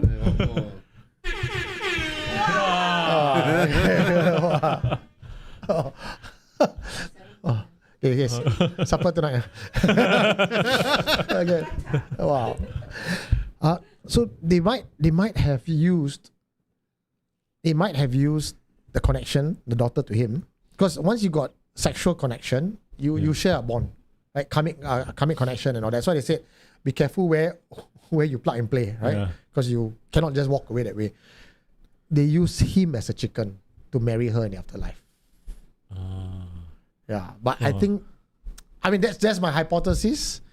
I'm just trying to fit in the things that I know together to create a plausible outcome, because we're not getting much from XLL because he was a child when he saw this. Yeah. But if I were to put on my investigator's hat and try to connect the dots, this is what I'll come up with. So XLL, if you're listening in, and I'm somewhere there in terms of my hypothesis, let me know. But guys, what do you think? Did I make sense? Is that plausible? Is that a counter argument? We should interview the grandma. Grandma, right? Yeah, sure. Yeah, the grandma seems to be the knows what's really going on. Yeah. XLL grandma, if you're watching us, can you please come to the show? And if you can also, I lost my AirPods here also. It went missing like your key. You see, Mike came to my office last year, and we just had a studio, just brand new, and he sat down, and there was no one else. It's just me and him only. Yeah. When he left short while, he called back and said, "Oh, I'm coming back to pick up my AirPods." I was still here. AirPods on the chair has gone missing. Couldn't explain how. What? Yeah. Yeah. Oh, I didn't know that. I know that you lost That your was AirPod, but my I didn't know most- it was. that was my That's most how he lost it. expensive how I lost it. yet. Yeah. That's how I lost it. Yeah. Ah. Yeah. We searched, and it was not a hard place to search because we just moved in during that month. There's nothing on the. And it was pretty big one, you know. It's like the AirPods Pro with the leather wow. cover one. You know. I spent a lot of money on that. Then It was a tribute to 195 Persil. That's how we moved in. We come bearing gifts. Mike's AirPods. Yeah. That time no CCTV Yeah. yet. But the funny thing was this: before I arrived here in the MRT, right? Yeah. When I fell asleep at MRT, right, I dreamt like a white hand went into my bag, pulled my AirPod out. Whoa. But I never think about. It's just one of those lame dreams. Yeah, that you yeah, just, yeah. oh, okay. But it was still in my ears, ma. Then only when I left, went down MRT, why is it not in my bag anymore already? You know how to find it? Oh. Ask your wife, come here and search for it. The wives will find it. She don't want. Darling, can you help me find my pot? Then she's like, there. Bro, I tell you, she see the stairs already. Can I just buy you a new one? No, it's only a conjuncture, but that is a plausible explanation. Thank you, Jonathan Till. Mike, maybe your dad took it for revenge. You won't know how to use lah. Years later, the father hires a Bomo to use a toyo to steal his son's sear pots. Take that, he says. That's how rumors. It's always a grandma in all stories and horror movies. Yeah. No Stars Love. The Find My didn't work. It was supposed to. It just didn't work. So you The took it. the Find My So app. you open, no, what's worse, you open up the app, then you see it's in Bandung, Indonesia. You can no. It didn't work, you know. Like it's supposed to work, right? The Find My app, right? It just didn't work. Of course, it's in Bunyan already. It's That's right. connection not found. Oh, no, yeah. Okay, this is got a bit of time. I'll tell you one of the news story I've just gotten and investigated. Okay, so I've not written it out, but I'll probably write it out properly as a case file for our patrons. But since we're all here, you guys are here, you can take part. There's a house, okay, and it's like a 2-story house, semi-D kind of thing.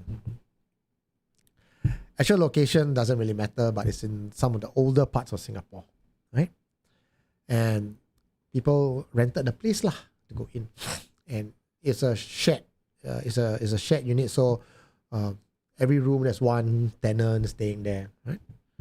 Now, when my friend came in and she stayed the first day, she's like, okay, it's an old place, beautiful. It's a walk-up apartment. I love it here. But because I think all the different tenants were working different odd hours, you don't really get to see and meet them very much, right? Some work night shift, come back different timing. Yeah.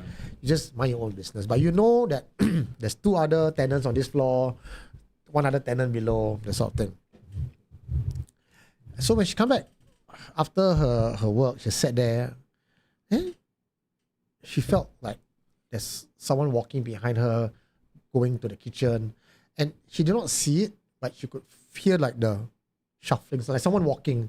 So she, never mind, because not close to anybody, just mind my own business. And from where she is, she was like, hey, how come the person go kitchen, never shuffle back, right? You go kitchen, maybe you take your fridge or whatever, but there's only sound going in, but not coming back. Then she's like, I want to go toilet lah. There's only one toilet, right? And master bedroom toilet. She's not in the master bedroom, so that's somebody else's room. So she's like, oh shit.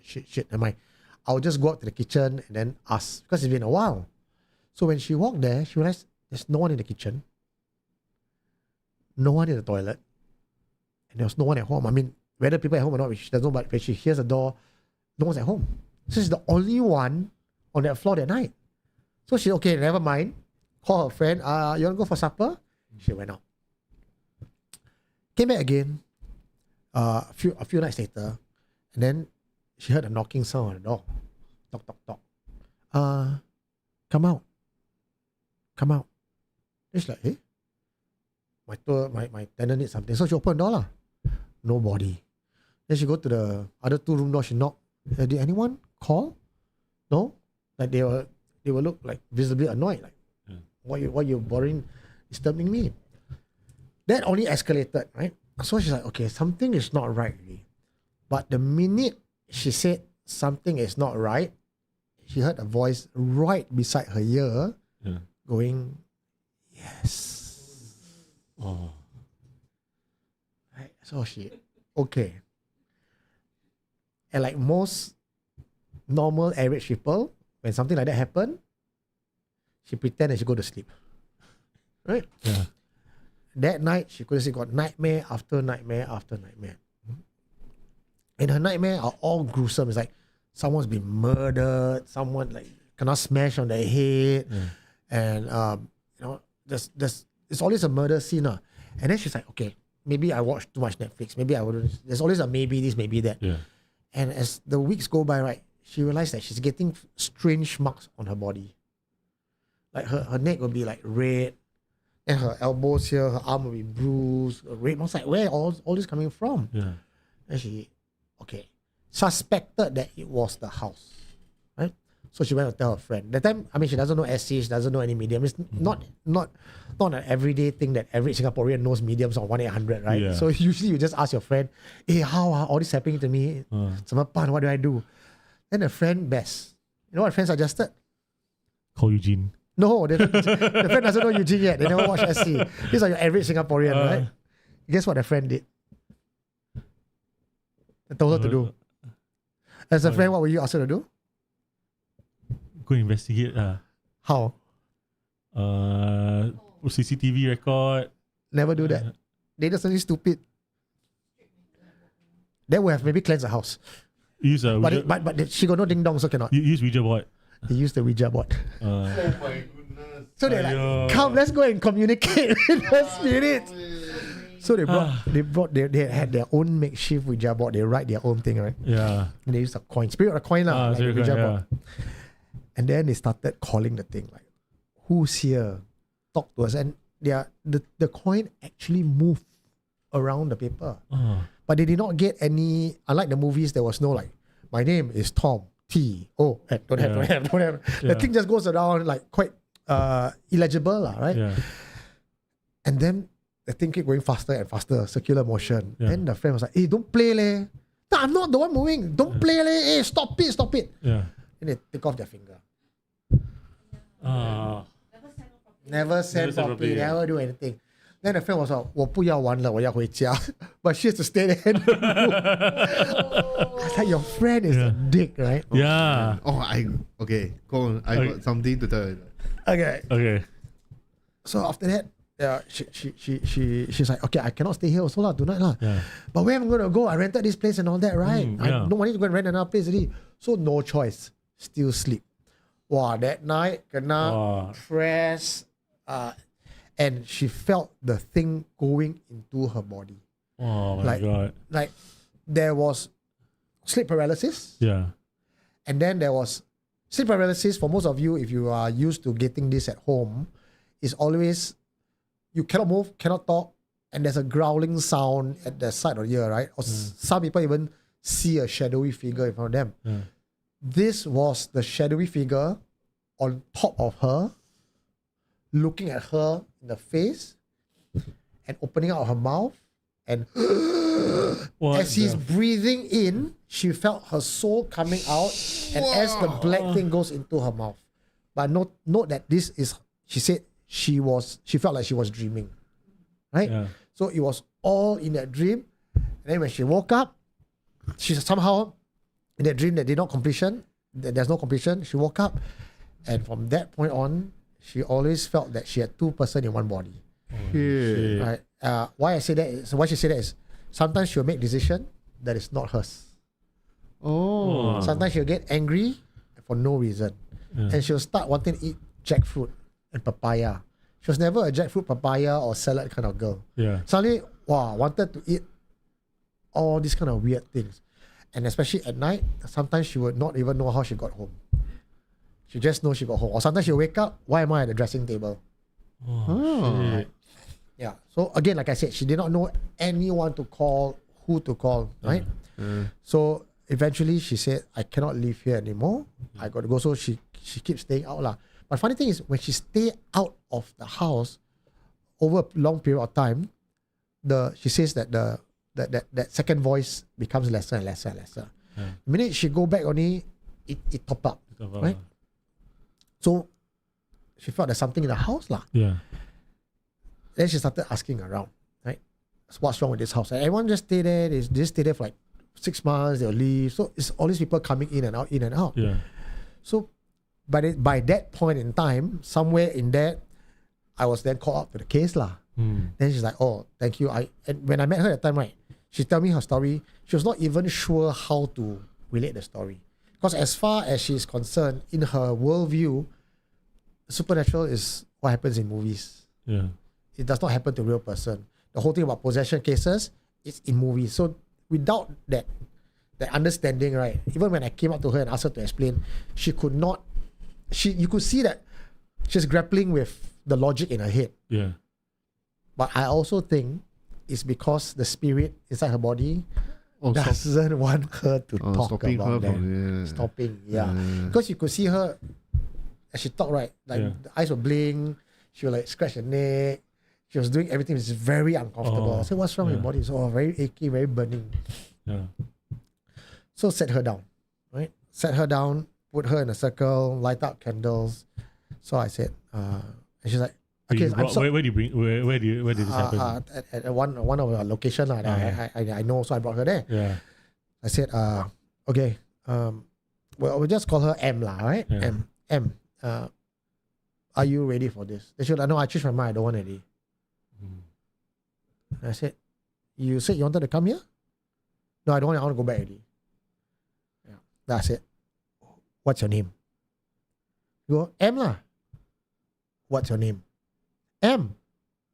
What's your name? All come out already. Then later on when I checked with her, right, after the whole thing is done, I said, do you remember any of this? She's like, I was in the driver's seat. I was just there watching everything through my eyes. So set her down, lock the thing, push the thing out through all the mantra, everything. Which, to be honest and fair, it's not like Hollywood lah. There's no one flying. The fires did not burst. It was just chanting, a lot of growling. Used a lot of fire. And eventually the thing was purged. But as the thing was purged, it left a message for her. It says, in her words as she's retelling the story, the spirit is very unrest because it is murdered there and the body is still there in the house. But we don't know how to find. It's not even our house. It's not, So if we just take that confessions by the spirit, then someone was murdered in the house and the body was still buried in the house. But I cannot verify that. So after that, she says, I'm not going to go back to the place because although she's a skeptic, right? But when the whole ritual was done, she was in the driver's seat. She could literally see what happened. Yeah. So then she became a believer. So you purged it out, right? Where did he go? I just purged it out. Would you, Be free, my friend. went back to the house, maybe. yeah. Yeah, maybe went back. No, the thing was stuck here on earth. Cannot go. Oh, you didn't prepare like a vessel for it? No, I did not. Dude, should get one of those bad dragon dildos. Just put It's there. catch and release. Bad dragon dildos. Yeah. The beer lah. So you put the spirit inside the dildo, then it has auto vibration without batteries needed. You chant mantra and the thing start moving. Yeah. New product by SC, is it? First is the Velcro pants, now we got the No, you go and Google. Okay. Hantu dildo. Okay, wait first. Disclaimer: do not actually Google this, but Eugene might want to. You just go and Google a bad dragon. Then you know what I mean. You want to, right? I know, I see the face. You want to. I know what that is. I know. You guys mentioned it enough for me to go and Google it. Wait, ask you a question. Going back to your story, right? Yeah. Are you supposed to lift up from the coin? But is that sacrilegious or is that just what people believe? I think the minute you start calling it out, you fucked already. You don't even have to lift up the finger already. I mean, most times when we play Ouija board, right, the thing don't really move. Because that has happened to me in that way. When we play, the thing move, chill. Then, oh, fuck. Your friend. Today is Mike's confession. Yeah, that's why. No, it's very strange. Like, everything seems to touch on things I've experienced, right? Oh, this one that we have, it actually works. Really? Yes. I got video evidence. Oh. Another day then. No wonder my office haunted. All these people start doing this kind of thing here. Why? Today only. No, it was, this month. That was before the OBS started on its own, is it? Way before. Maybe 1-2 weeks before. So we know who the culprit is. Who? Oh, peace. Grace lah. Play Ouija board in the studio. No, but how, when you say it work, you mean what? You automatically move, ah? No, I mean, yeah, the thing moves by itself lah when nobody is moving it. And then Oh, really? yeah, Wow. you should try later at 11:45. Oh, 不要. Yes, okay, guys, thank you very much. Try So this lady, is she okay? She already moved out. Is she okay? This was how long ago? In recent years lah. Recent years. Yeah. So far, is she okay now? No news is good news. No. The thing is, Okay, I you always delete their numbers, right? yeah, because I don't want to keep in contact with the people you heal, because creating that bond, because it's not always you can heal someone. It's not always you can be a savior. And the minute you start having this whole savior complex of let's check on you, everything, then you're creating a bond with the person. Yeah. And it's just tough because the person is always going to expect you to be there. Yeah. And humanly, that's not going to be possible when you're back and call. And if you got one person, maybe you can still care as a friend. Yeah. You got 10, 20 people, die lah. So, Because maybe it's something that's not actually paranormal could be they seem to think that is. and I like to think that most lay people, right? We're talking about average Singaporean here. They don't want to have to revisit the past. Yeah. They will now, like few years have passed. She's probably going to go back and go, I was just tired. I was just having. There's always going to be I was, and it's human nature. I don't even take offense to it because facing the truth that I was once possessed is a lot harder pill to swallow than going, I was just tired lah. And I think the last thing why I don't contact the people I help unless they contact me is, who the fuck wants to be friend with a lawyer? They only go to you. You know, when you go to a lawyer is or doctor is always when shit happens, right? You're not gonna go out there and bro, let's go and have makan. So at the end we just shake hand. Okay, bye. Thank you. Job done. You know, you go on your own, and that's it lah. So I think what we did for her was we shield her up. So later on, not related to the house, but she herself is a very loose vessel.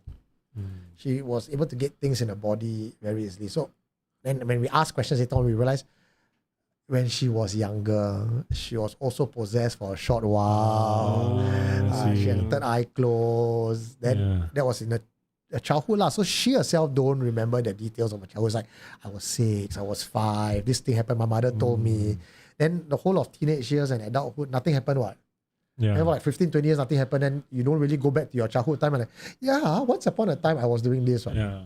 So it was never a foremost thing. But why I felt that her past could have been involved in this is most average human being don't get possessed or attached to that level. Like even before the full attachment, she was getting bruises and everything. That's usually signs where someone is a bit more susceptible. And it's never out of the blue. And I guess the friend Sabo lah, come on, let's play the Ouija board. There's like permission granted. Let's go. And why I'm a bit sympathetic to the hantu as well is the hantu just wanted to pass a message to somebody. It was not there to deliberately harm her. At least I don't think so lah. Maybe there could be a devil just pretending, right? But it just wanted to tell somebody that my body is here. I was murdered here. And she just happened to be the right fit. Wow. So, I mean, okay, let's say in this situation, right? Yeah. Do you think that, like, knowing that, somebody has been murdered, okay, you don't have proof. I mean, this is what she said, what she dreamt, what the spirit has said, said. Is this something that you can go to the police and which you can, like, say, hey, I think we got some, thing going on here? Well, Singapore police works based on evidence base. So I cannot just point, hey, his house, I dreamt got someone murdered, and then police like, sorry sir, can I break your floor because your neighbor said you murdered? It doesn't work that way. There's no motive, there's no evidence, nothing. You cannot, right? There's no way the police can take on this case even. Maybe something to go on. Then the police ask you, how do you get this information? I was possessed, and then the ghost told me. They were like, okay, so just wait there. The van will come and pick you up to go to this beautiful chalet. You tell the doctors there what you saw, okay? No lah. But I mean, police office, like the police, right? I'm sure they have cases in which people have. I mean, I'm like let's say in the US, right? They actually like hire mediums to go and search for some of the missing people. We have a book in our library. It's called Psychic Crime or something. Yeah. And in the US, they actually do hire psychics on payroll to help police solve crime. CID have not called me, so I don't know whether that department exists or not. Yeah. But I think most, like I mentioned, I think on the show before, I spoke to. He claims He claims to be ex-CID officer involved with Adrian Lim's case. I also spoke to another ex-officer who was with the Joo Chiat police station, and both of them said that in 70s, 80s, 90s, right, it was not uncommon for police officers to actually seek spiritual help. Whether that is being done now and still persisting, I can't tell you lah. I don't know lah. There's no new updates lah. Yeah, this is the book, so it's quite cool. Psychic Detective, and in this there are many different case files about. No, everything makes us jumpy, yeah. Right, guys. But the knocking sound, the glass at the back, that one. Yeah. Yeah, we'll talk about that later. Our audience first class experience. Yeah. Scary.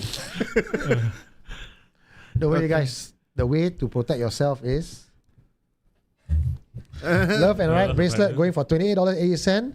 Beautifully enchanted, keeps away negative people and hantus. Yeah. Get yours at supernaturalconfessions.com. Call 988-69859. Okay.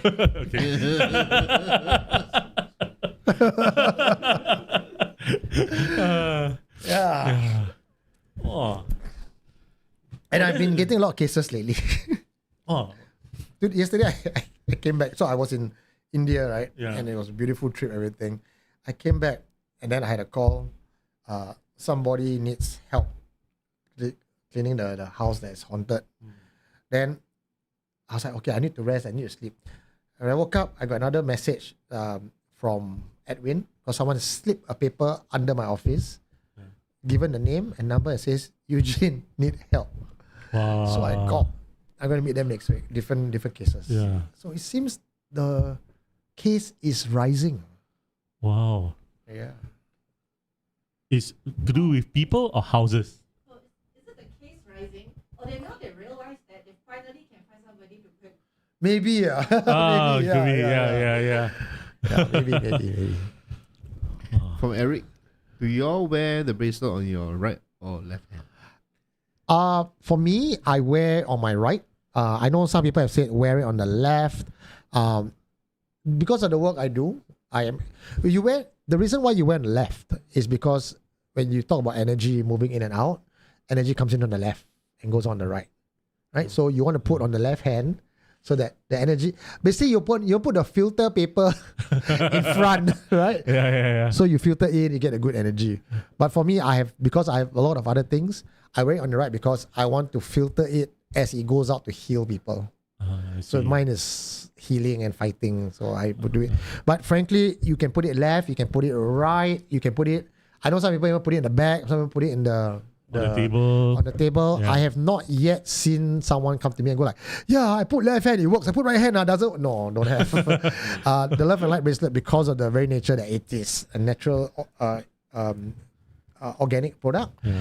It's as long as in your presence, as long as you're connected to it will be fine. And for those I spoke to Hak, he says he wears it every day. He don't take it out unless he's showering or swimming. And his beads all start getting shiny because the natural oil on the skin. Same. All this shiny. Yeah. So the more you wear, the better the connection is. Yeah. The only reason I'm wearing right is because I'm wearing my watch on my left. Yeah. That's about it. And one thing I just found out from Phuket, right, when I was there. Yeah. So I had mine's the jade version. Yeah. And we got 99 other jade. I spoke to the monk, he was just at the temple, and Grace was there actually. Grace was with me, we were walking around, And the monk actually called me. Come. So I connect to him. Then he asked me, what's this? Then he took a look. Then he never comment anything like, oh, this is powerful or anything. So he just, of all the beads I have on my hand, he took this out. Then later on when there was a prayer, because the monks usually do prayer, he tell me sit in front. Then, of course, I take out all my barang-barang, put there for chanting, right? So you hold the straight, chanting everything. I put it on, I felt good about it. I went back home and there was all the remaining beads beside. I walked to it, I was like, how did this get charged? Then later on I realized the energy signature of the beads I have at home is the same signature as this was charged. So then I get a realization that because this was a set of 108 and I only found 103, I think 5 missing. But my original idea is that because I couldn't find the 5, I'll bless this 103. Like it's like almost like quantum physics, right? Or quantum entanglement. This 103 will cover the other 5 that is missing and cleanse it too. So by that same logic, blessing the master version copies itself on all the other beats. Wow. Yeah. So I only found that in the jade. I've not found it to do with the one that you have. This is, it's Bodhi tree root, which is Bodhi tree. You know, Bodhi tree has its own significance. But somehow this jade set is special. Got remote blessing. Wow. So that means if all of you are those who are going to have it are all going to be connected. But I don't know if someone else charges theirs, will it charge mine or not? Because mine's the root one, So maybe it works one way lah. I'm not sure. I've not tested out that theory yet. So those of you who have got the jade on, can you please go and bless it? So one morning I wake up, what's this? I know. And Hive mind. 99 of you go bless 99 different times, bro. I have the power. You're together, right? All go lottery one time. Then total $10 million divided by 99 people. It's still money, though. I think it's 40 Yeah, 40 each one get their own set of numbers. Yeah. Right. Okay, what are we looking at now? Buy 2 put on both hands. Team happy. Yeah, the Kayu Raja and It's sold out already. Is it? where? This is someone said The jade one? No, I think it's... No lah. No, the Love and Light bracelet sold out on your shop. It's only sold out from time to time, but it's I think we replenish it. What? Yeah. You can Eric, you can wait on the right hand, no problem at all. All right. Bring M&M investigation. Bring Natasha lah. Most of these house calls, the reason I cannot bring people is very embarrassing because when people call you for help, you will be like, excuse me, hold on, let me bring my team of 5 person. Camera crew, lights, mic. It's quite insensitive. Yeah. Actually, some of them, like the content creators, I actually do see them bringing the entire team to go and film the entire possession case. But there's a lot of people who don't. I have not met anyone, right, who says, oh yeah, Eugene, I don't mind. Yeah, you can film me. My daughter is possessed, but don't mind. Just I've never met once. To be fair, I also never asked. But maybe because the ones that accepted it, right? Maybe there's some form of payment. Because I'm No, bringing but their fire it could crew. be context also lah. Yeah. I mean, because paranormal, And I have an issue with paying for content. And I tell you why, right? Yeah. If you know that I am now paying to cover your possession case, Yeah. how sure am I that your possession case is a possession case and not Real. because you want to make a quick buck, Yeah. right? And if you're paying too little, people are like, what the fuck? You're paying too much, then authenticity got problem. So that's why when confession comes in, everything it's never about the money. And sometimes it's never about the name. So the person don't give name, don't accept a single cent, spends 3 hours sitting here and relaying the story to you. Even if none of you think it's real, I cannot deny that a person have invested 3 hours with no fame, no monetary gain, nothing, zero ROI Yeah. to share the story. So that's a little bit more legit than here we are paying for anyone with possession cases, we are paying you money to film you. I tell you tomorrow I got 10 possession cases. Yeah. All right. What? Any comments that I did not? Nope, I think we cleared most of it already. Most of the important ones lah. 5 minutes to 11:30 before we call it a night. Guys, any questions? How's today's confession now that you're here? Does it hit different from when you're home? Less like Less lag. The sound is better. The color is nicer. 4K. Yeah, he's like, huh? You all be at home cannot hear? We are right here. How do you guys feel about the experience that you just had just now? Which The one? knocking on the window. Yeah.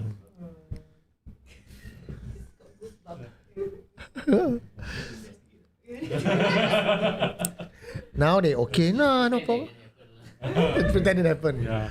Until tonight, they go back home, and on their 13th floor, 9th floor, then got talk, talk, talk, talk. Walao eh. Yeah. Then you know what? Immediately they can we buy this now? He you guys got won't that. kena. He got kayu raja. Yes. They are fine lah. They are fine. Yeah, you might be in trouble, my friend. But for $28.80. Yeah. Okay, Mike. I ended on time for you. See, Thank a you. good boy. Supposed to be 11 though. Oh, is it? Not 2 hours. I thought it was end at 11:30. I thought it was a sharp end at 11:30. 9:30 is it? I can't remember. I thought 11 because 1.5 hours or 2 hours. 11 is housekeeping. Ah. Today he wanted to start at 9 o'clock some more. Yeah, I know lah. Okay. Okay. All right. Any last words? What's the song? Oh shit, I forgot my housekeeping song. Goodbye, everybody. It's time for us to go. See you next Tuesday For the at the housekeeping show. Okay lah. Thank you. Wow, last Michael Tay comes thank you, in. My support team. Good job, team. Michael Tay from Perth. Thank you so much, Michael Tay. Alright. Okay lah. So I guess that's it for Eugene, Martin, and myself. Guys, remember to like and subscribe, and I will leave you all with.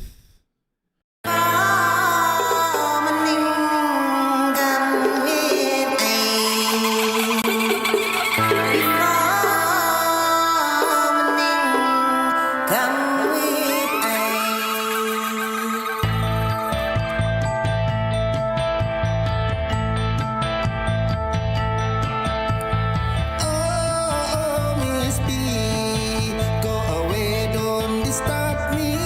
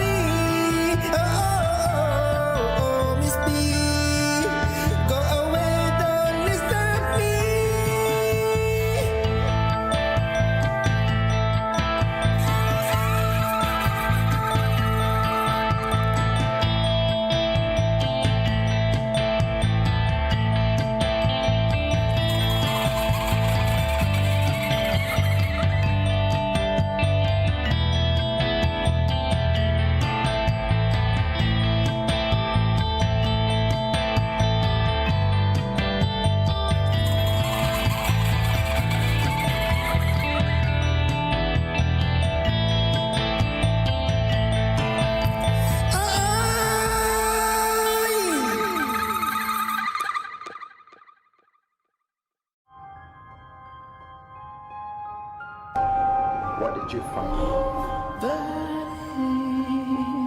You are listening to Supernatural Confessions.